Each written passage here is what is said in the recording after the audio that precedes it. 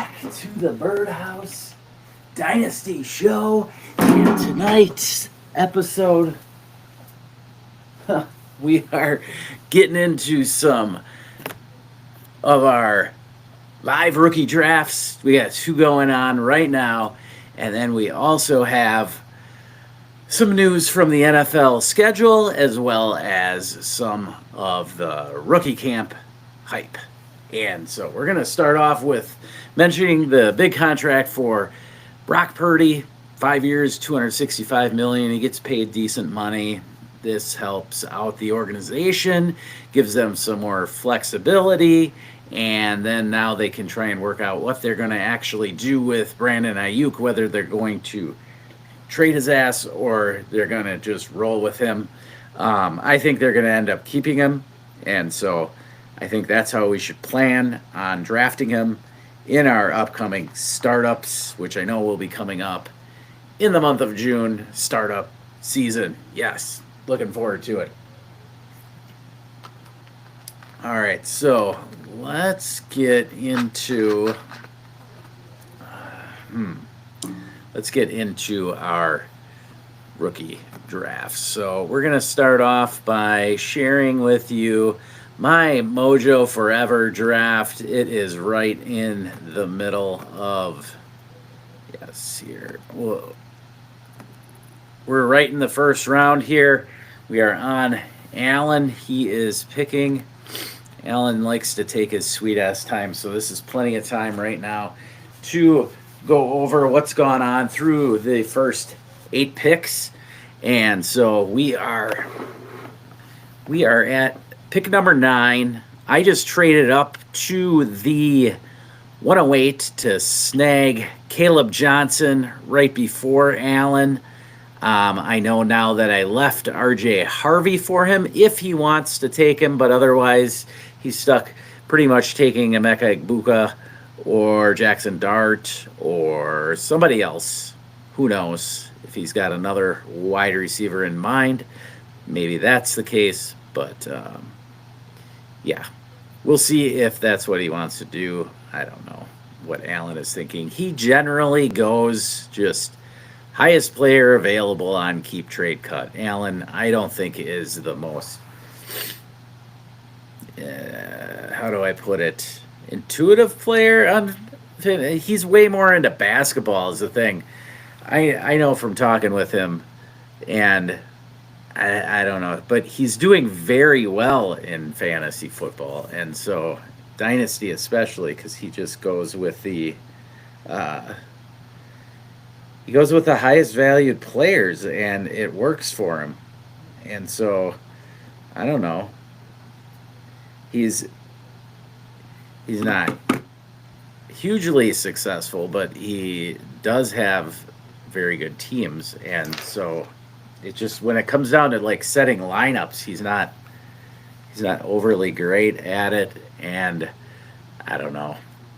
I'm not going to tear the guy apart because he does have good teams. But we'll see who he takes here. I think he's going to go running back. He's got an awesome young squad, but it does need running backs. He's already snapped up Amari Hampton and Travion Henderson here, just falling right in his lap at the 107. I was trying to trade up here, then here, so he wasn't going to trade me that. He needed Travion there. Now, prior to that, Ashton Genty went with the first pick to, did Allen have the first? No, Allen had the second pick.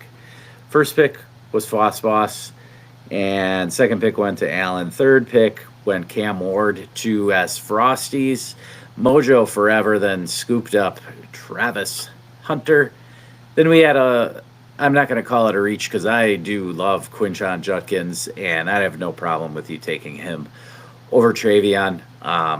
He's basically just taking over the Nick Chubb role. I mean, I comped the guy literally to Nick Chubb prior to the draft, so it's really ironic that he goes to Cleveland to take over that spot. And then Teteroa McMillan goes at the 6th spot to Mojo Forever.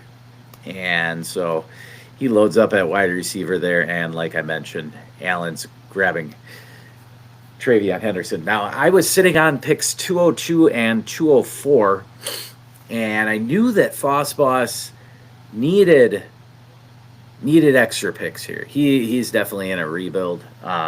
He did snag Ashton Genty earlier, but I know from a previous draft that I was able to trade two early second rounders and get a solid player. I traded like the 201 and 202 in some league and got Ladd McConkey from Foss. And so in this league, I know that Caleb Johnson isn't like valued on the streets as well as Ladd McConkey is, but at the same time, I did want to grab either Caleb Johnson or RJ Harvey in this draft. Even after Teteroa and Travis Hunter went, I still felt that I wanted to get into the more top-end tiers of this draft rather than just sit back at the 202 and 204 and grab either, Scadaboo or Tootin or pick my favorite wide receiver of the second wide receiver tiers there. So, because I definitely have Travis Hunter and Teteroa as well as Ibuka ahead of the guys that are like what are going in the second round. I mean, I know that Matthew Golden was going in the first round in some of the leagues, but now he's kind of settled into the second round area, the beginning of the second round, and that's fine.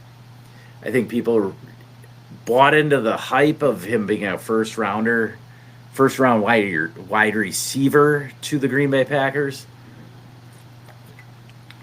And so that was super exciting for everybody, but at the same time, I don't know that was meaning that he deserved to be drafted in the first round of all of our rookie drafts. So anyway, now he's generally going in the second round, and so that's where he's maybe going to go here.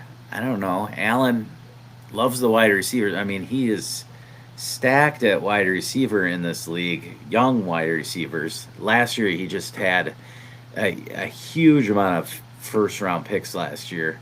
If you look at his squad, it is just like, I don't know what picks he's all got here. Oh, sorry, I got to click on it from here.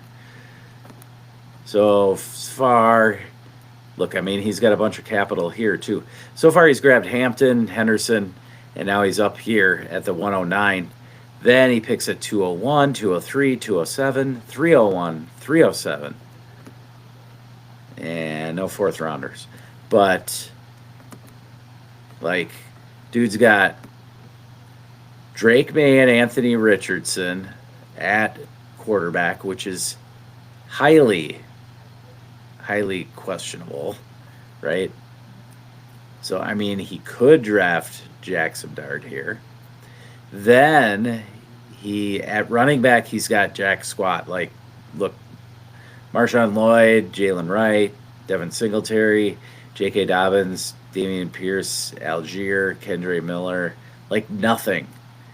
But then wide receivers, Marvin Harrison, Brian Thomas, Malik Neighbors, Ladd McConkey, Ricky Pearsall, CeeDee Lamb, Amon-Ra, and then Brock Bowers at tight end. So, like, his receivers, Amon-Ra, CeeDee, Ladd, Neighbors, Brian Thomas, and Marv. So he's got six wide receivers. It's insane.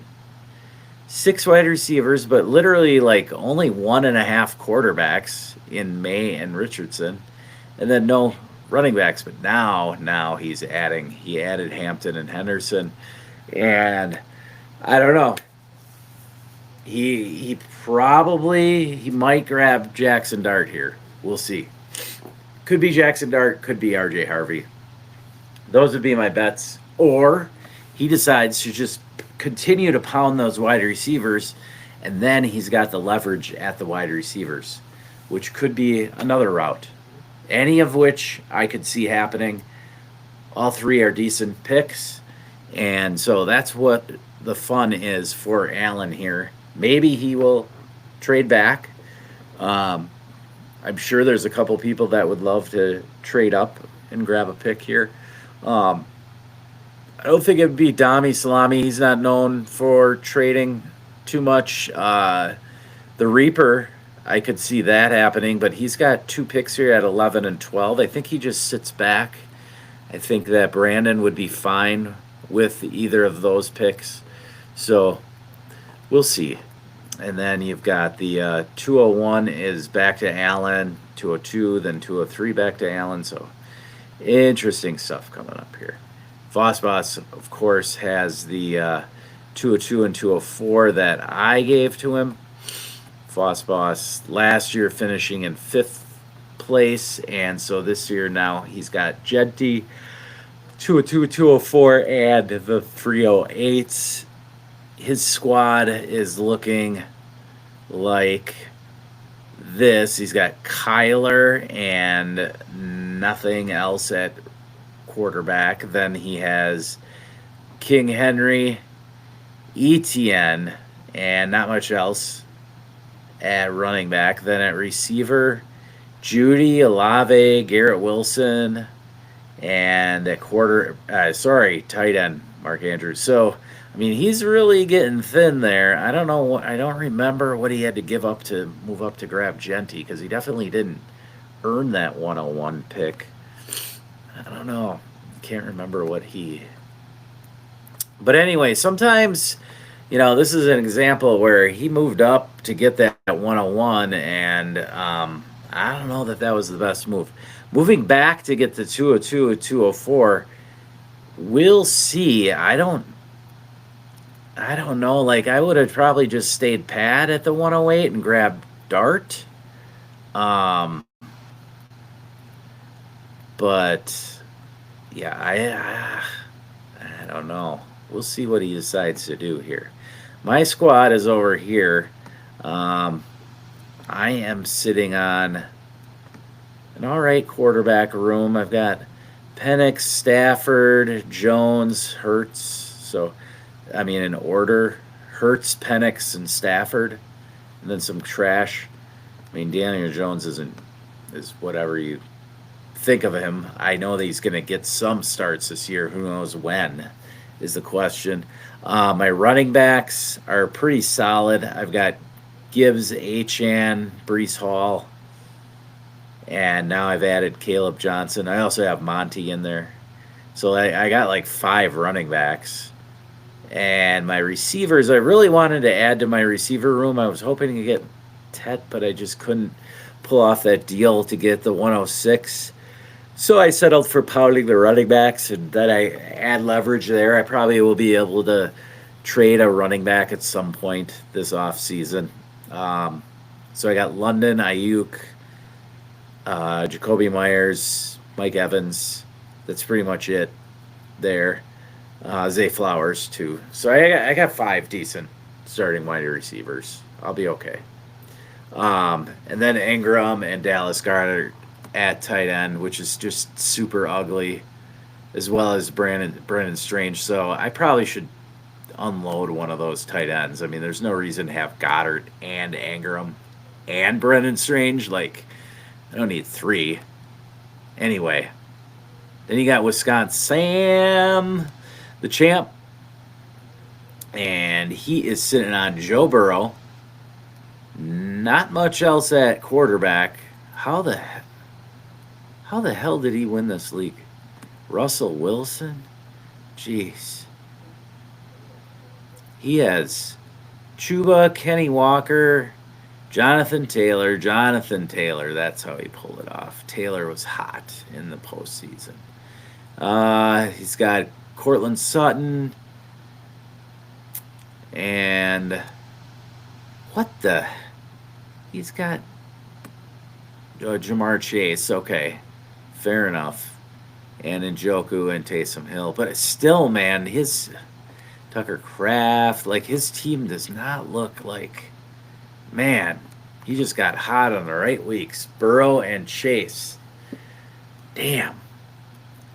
That is one hell of a stack. Burrow and Chase, how many championships have they won in their career? It is literally insane the amount that they've won. All right. So, next up, we're going to talk about the other league that's my Best Ball Mania league. This one, Best Ball Mania, we started a couple of years ago. It was our first attempt at Best Ball and Dynasty. And so, let's get this one out here. There's the draft room. We are almost done with this one. Slide this down so you can see the draft board better. Okay, there we go. And so we had, look at this. Frosty's grabbing Genty at the 101. Hergot getting Travis Hunter. He had back-to-back at the 102 and 103. So Hunter, Hampton, then Cam Ward goes to my cousin Lang, Jake Lang. And then the Reaper grabs Tetaroa McMillan at 105. The thumbnail. I know Brandon likes Tet, and so he's screaming for Tetaroa.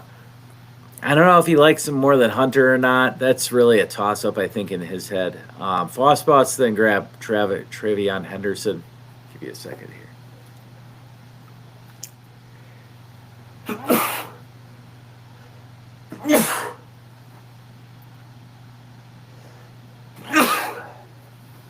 Ooh, pardon me. All right. And then we had Quinshon Judkins at the 107. Egbuka going at the 108. Is it Egbuka? Egbuka or Ebuka? I've heard that it's actually Ebuka. The G is silent. We'll have to look into that a little more. Anyway, Jackson Dart goes 109. Caleb Johnson 110. RJ Harvey 111. And Matthew Golden sneaking back into the first round in this one at the 112. Jaden Higgins then rolls in at the 201. Not bad for best ball. Like, I get it. He could be a Will Fuller type there in Houston, opposite Nico Collins, sort of like Will Fuller was with D-Hop or Nuke, whatever you want to call him. Then Scadaboo went 202, Luther Burden 203. The insanity of the tight end fall here. Like, I don't know how much these guys were watching me, but obviously they were watching some of what I've been watching, and what I've been preaching is the fall of the tight end, and the warp value of these tight ends is just not what I feel is something you want to be grabbing in the first round, and there it is. It happened. Warren goes at the 204 to Jake Lang, and then Fossboss snapped up Colston Loveland at the 205. If you're grabbing those tight ends at that value, like, I don't hate that. I mean, I love Trey Harris of this group of four wide receivers, and he goes last of the four of Golden, Higgins, Burden, and Trey. So I like the value there for Hergot grabbing it. Then Shadur Sanders goes, wow, to King Wheezy. I mean, you got this group of, and I did a short on it a day or two ago, this group of quarterbacks here with Shadur, Shook, and Milrow. And I like Milrow of those guys because he's the only one really with the running ability that can, get himself up to a first round value. Maybe Shadur can just by name value alone, but I don't know. Personally, I'm not betting on him winning that Cleveland job, okay? Like, with Flacco, you got Pickett and the toughness of Dylan Gabriel, like, dude, it's gonna be tough for him to get there. I mean, I know that the owner wants him to play, but geez, I don't see it. So anyway, we got we got Shador there at the 207. Then Mason Taylor with the top two tight ends falling. Then Mason Taylor going way up at the 208. Like, that's one of the earliest picks I've seen him go. I've seen him go at the back and like the back quarter of the second round, 209, not 211 maybe it was, 212. Usually he does go first of the tight end crew after Warren and Loveland, but usually it's at like the beginning of the third. So bit of a reach there for Wisconsin, but he is the best of the next. So if he was really needing a tight end and not picking again until, here he's not picking again until the 308. So he probably wasn't going to get Taylor there. Now, I do like his Will Howard pick there. I've taken Will Howard as high as the 304, 305. So I don't hate on that. I mean, he got Will Howard after Quinn Ewers. I don't know if that got auto. No, Frosty said no auto pick. He was sitting there trying to milk the value. A couple guys have done that with the 4-hour clock that we're running on this. Who cares? We're in the middle of May. Like, what else do we have to do here? I don't care if all of these picks take 4 hours the rest of the way. So anyway, we're sitting on Ace Hawk. I don't know if he was even notified. I'll double check that. But plenty of talent still available. I love the late end talent in this draft. And so, of course, the hit rates on these guys is not awesome.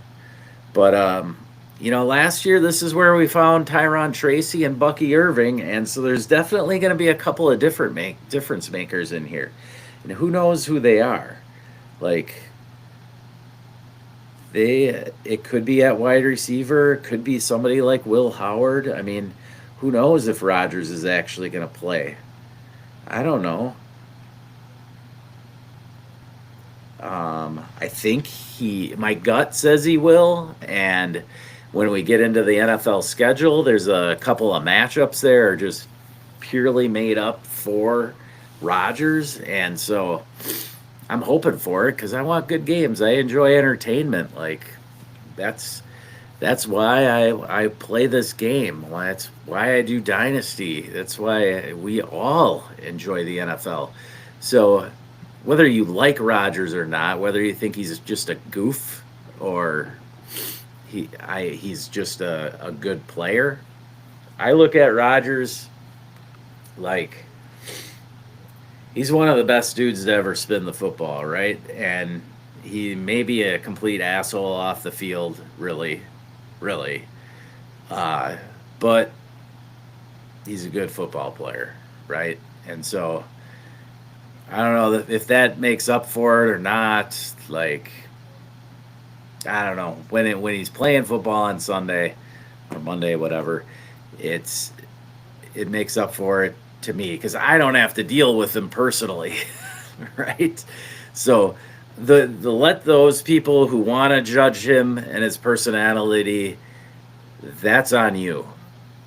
I'm not here to judge personality, right? It goes into dynasty value for sure, right?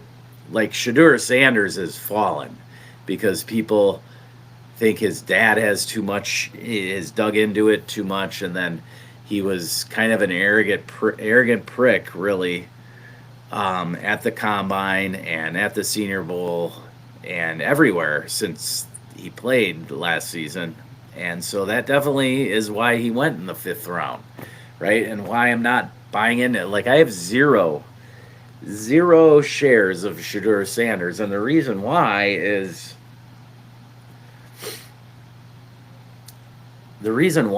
not many people are hating on Shook, and not many people are hating on Milroe. Like, Sanders' fall has helped Milroe so much. Milroe going at the 212, No, I didn't grab him. That pick I had traded away to Havdi there, and so I love that pick because again, like I said, between Shook, Milrow, and Sanders, I'm taking Milrow. But again, geez, Sanders is somebody who like half the league already hates, right? So why grab a dude that has like his trade value is already depressed?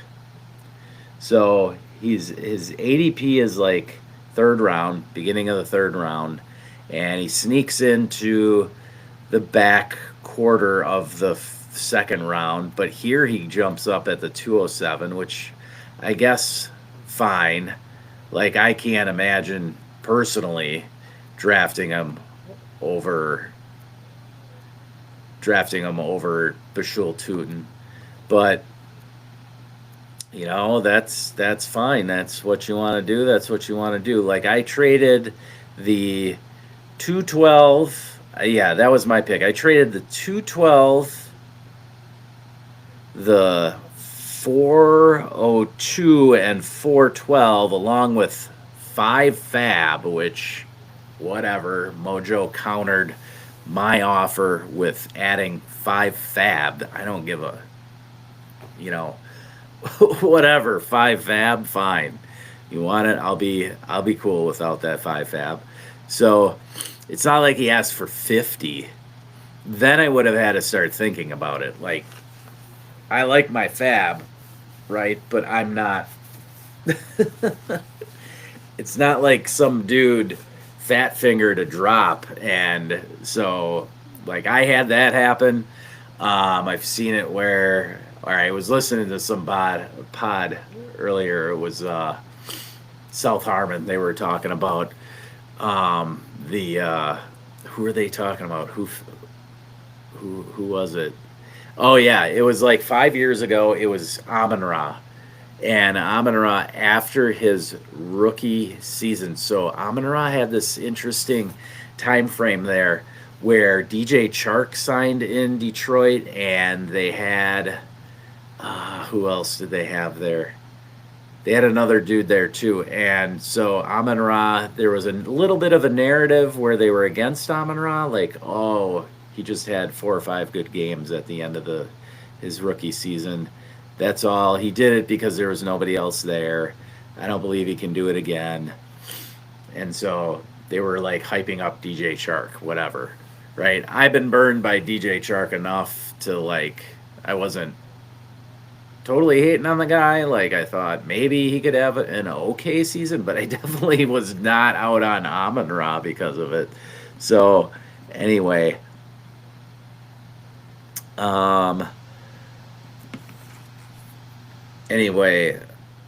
co-host, we were going to talk earlier, but anyway, Amon-Ra was fat-fingered and dropped, and so Mike from South Harmon was telling us about how there was people were trading for fab. Now, it happened in one of my leagues, in my bottom line league, where Kenny Pickett, of all people, in his rookie season, was dropped because somebody hated on him, just wanted him off his roster, and he still was worth something. Like, he should have at least tried for a second or third, but he just dropped him. And so a lot of people were going after him. Like, we had 250 fab in that league, and the dude went for like 300 something. It was insane.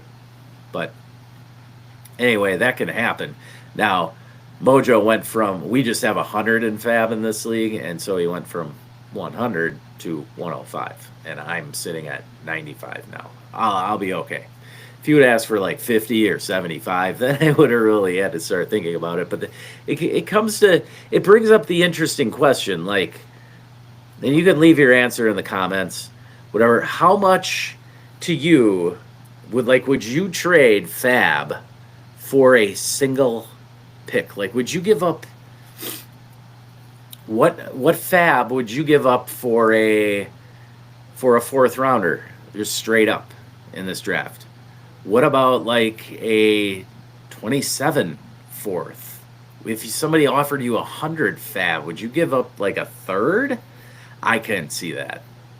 Maybe a fourth, maybe, but I would really have to think about it, and it would have to be 75 fab. Like, think about it. If you go in a league where you're at 100 fab in here, 100's a pretty standard amount. Now, there's leagues with random numbers. I'm in a guillotine league. That's a totally different thing. But and you got 1,000 fab in that league. But 100 fab is pretty normal. And so, would you give up all of your fab, literally? So you were sitting at 0 fab for a fourth rounder? I don't know. Think about it. Like, I don't think I would for a fourth rounder. Would I do it for a third? Then you got me thinking, right? Third rounders, you get pretty good guys here. Like, we all kind of like half of these guys, right? You got a little boner for half of them, like Kyle Williams, Jack Besh fell to the third round here, Jalen Royals, Devin Neal, not Quinn Ewers, he's kind of out, but Will Howard, Dylan Sampson, one of the tight ends like Arroyo, Fannin, Ferguson, they're sitting there. Uh, so I could see you giving up 100 fab to go grab one of those guys. They all got good shots to perform, right? Definitely, if you go into the second round now, you're really talking 100 fab for Tyler Shook right now. I could see that all day, right? So I think that the fab would go for me like 100 for a second rounder, 75 for a third, and 50 for a fourth, I guess. It's an interesting question. Why don't you leave it in the comments what you would give up if you wouldn't give up any fab or whatever for a draft pick. It's an interesting thought. I didn't even think I would end up talking about fab, but here I am yapping about it. So anyway, we are sitting here at the 311, and Ace Hawk is on the clock with his own pick, and we'll see what he decides to grab. There's plenty of decent, interesting dudes left here. Oh, yeah, plenty of dudes. All right, we see here we've got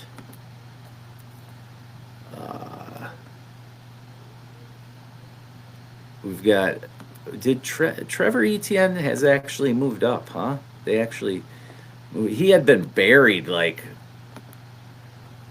for a long time. Now he's moved up, and he is sitting there second on the board. He's jumped Ollie Gordon. Wow, I can't believe that.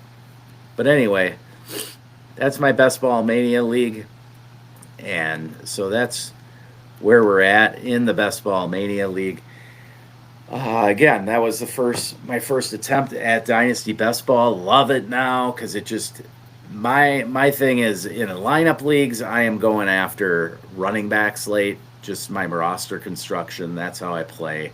I don't like to pile up a bunch of wide receivers on my bench. I like to have my starters all the way through the flex at wide receiver plus one or two, and that's literally it. I don't want like these Alekai Manners or Chimeri DK, though I love DK, but I'll grab them in a best ball, right? Because between DK, Iomanner, and Xavier Restrepo, I'm thinking one of them might do something, right? Think about Washington last year. It's a very similar situation. You got McLaurin there. Now you got Calvin Ridley, an older veteran wide receiver type, with the young rookie Cam Ward coming in. Now, I don't think Cam Ward is nearly on the level that Jaden Daniels is. Like Cam Ward in last year's class, I don't think I'd take him over any of those top 6 quarterbacks. Now, it's easy to say you wouldn't take him over Bo Nix right now. But last year, if Cam Ward was in that class, he might have gone over Bo Nix. But definitely not now, right? So Cam Ward may have gone 5th, 6th, or 7th in the quarterback race last year. I don't know. Depends how you felt at that time. about McCarthy and Bo Nix and Michael Penix for that matter as well. Uh, so now we want to look at the NFL schedule. So I'm going to start with week 1. We've got the opener, and of course, it's the Dallas Cowboys traveling to Philly, the champs. And so I want to find a layout of the schedule here. Geez, can't be that hard, right? We'll just do it on Yahoo. So the Cowboys traveling to Philly, and what's interesting is the week 1 matchups every year get overblown, and you know it. Week 1, what happens in week 1 usually sticks with us for a good 3-4 weeks, right? There we go. Now we got it. Okay. I just gotta bring it up for you guys. Okay.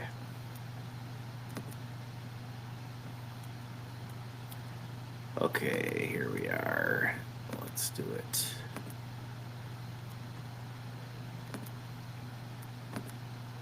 There it is. All right. So, up at the top there showing the Lions Chargers, which is the Hall of Fame game. Yay. All right, let's get through those. Get to week 1. Okay, there we are. Sunday, September 7th. Okay. Before that, there we go. Cowboys at Eagles. So, Cowboys are going to get a bunch of extra hype for that. I know that they don't necessarily deserve to be in that game. It would have been nicer to see, who knows, the Lions against the Eagles, the Commanders against the Eagles in a nice divisional matchup, rematch of the NFC Championship. Those would have been cooler matchups in my opinion. But we get the Cowboys, of course. They didn't need to do that, but I mean, the ratings are going to be insane because of all the Cowboy fans. So anyway, the Cowboys are going to get a little extra bump, right? CD, Dak, we're going to hear all about that. So if you got CD or Dak, you're liking it.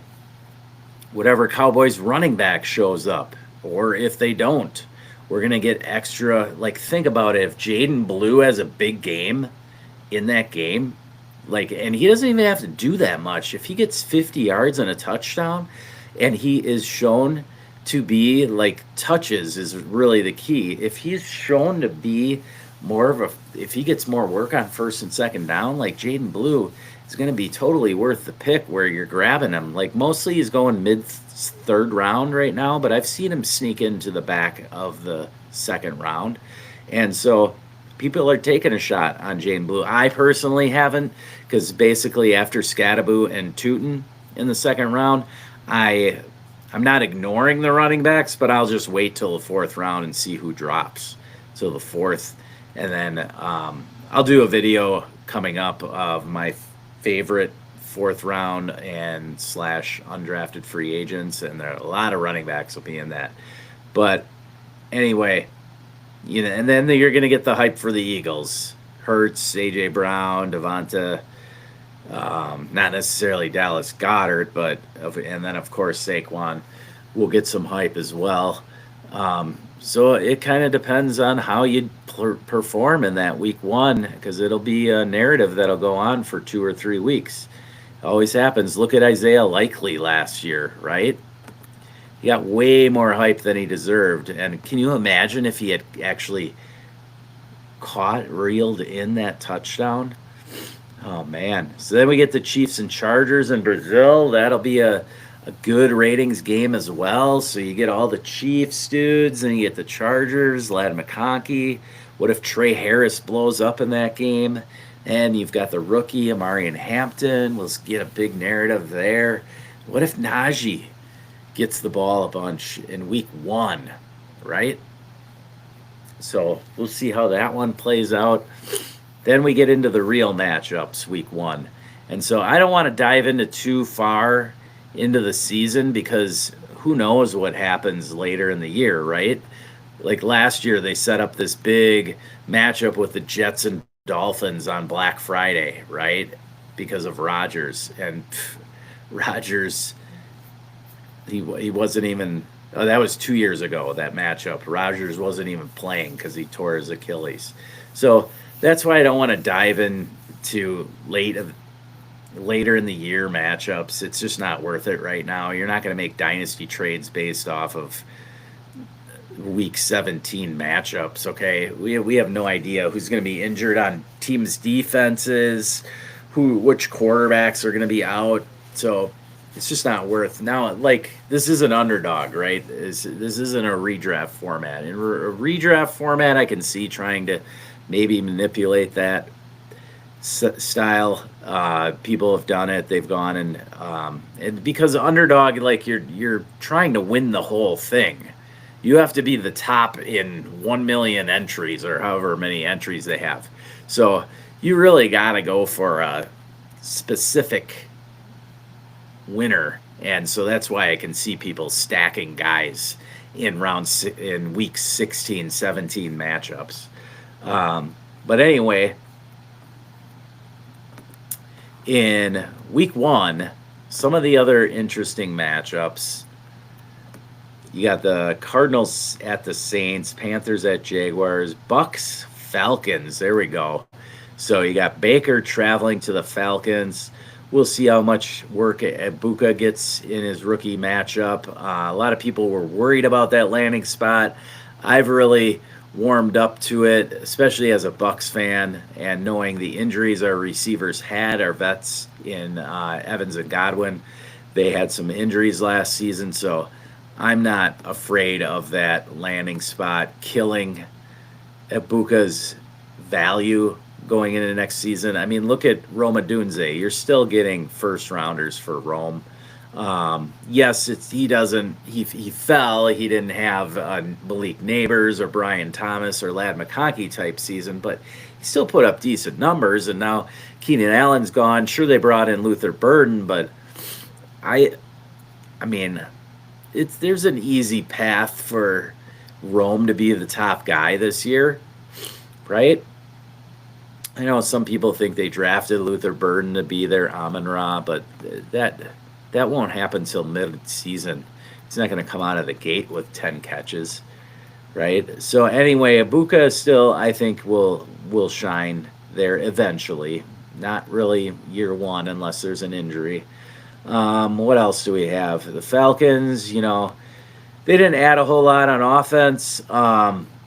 Defense, I mean, the whole big thing there, obviously, is Michael Penix, and will he develop into a solid quarterback that can distribute it to Drake London? That's what we want to see, honestly. And will Darnell Mooney still be a viable asset? And can Kyle Pitts actually step up? We'll see. He's super cheap now, Kyle Pitts, so I don't hate on buying into him. Look at Evan Ingram. He turned his career around by going to Jacksonville and getting a decent quarterback. So anyway, you got the Jets Steelers. That's an interesting matchup if Rodgers is there. And you got Fields going back to Pittsburgh. So that's going to be fun. It's only a noon game, though. Then we got Bengals Browns, always some fireworks there, usually. Burrow kind of struggles against the Browns, so that's an interesting side show there. Dolphins Colts, Raiders Patriots, Giants Commanders, Titans Broncos. Yikes. That could be ugly for Cam Ward. Good awakening matchup with the Broncos D-line. Niners at the Seahawks. That'll be a good one. Lions Packers then at 325 for the nation to see. And we got Texans Rams. That should be a good one as well. Then the nightcap, Ravens Bills. Hoo-hoo! Nice. And then on Monday, we get the Vikings Bears. So obviously the Ravens Bills is the highlight on Sunday there. All right. then we'll get into week 2. But I mean, I'm just looking at week 1, honestly. Now we'll get into some rookie hype, and so far, Luther Burden, I'd say, is one that really has gotten some good hype at camp. Matthew Golden, some of the wide receivers really are the ones. Tetaroa, they like what they see so far there.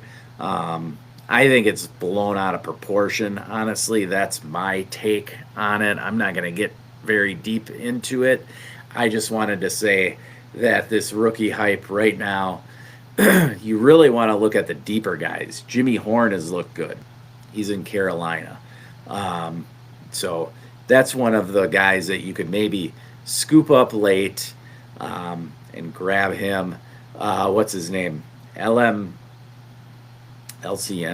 The dude in Washington. The guy with hyphen in his name. I've picked him up in a couple leagues. I can't even remember his name. But anyway, those are the guys that you really want to look at because they were undrafted free agents. You might be able to pick them up literally free in your league. So those are ones that you want to scoop up if there's a murky backfield situation, which there kind of is in Washington, right? I mean, Eckler is getting older, honestly, and Brian Robinson now, he isn't a bad buy. He's going to be pretty cheap. Like I sold him, I even sold him for cheap, like a late second. And so the rookie there, he could do something if there's an injury. He could definitely step it up. So that's where I'm at on the roundup for this week and some of my rookie drafts, where they are at. I'll be back probably tomorrow. As you can probably tell, I'm a little under the weather. I just wanted to get some info out to you guys. Thanks for joining in. And remember to hit that like and subscribe for more info in the birdhouse. We'll have Matt English back next week. He's out of town, so wasn't able to join us, but that's all right. We love Matty. He'll be back. And, yeah, thanks again for joining. Hit that like and subscribe. Check out the Patreon, patreon.com/Birdhouse Dynasty Show. Have a good night, and remember to never stop working.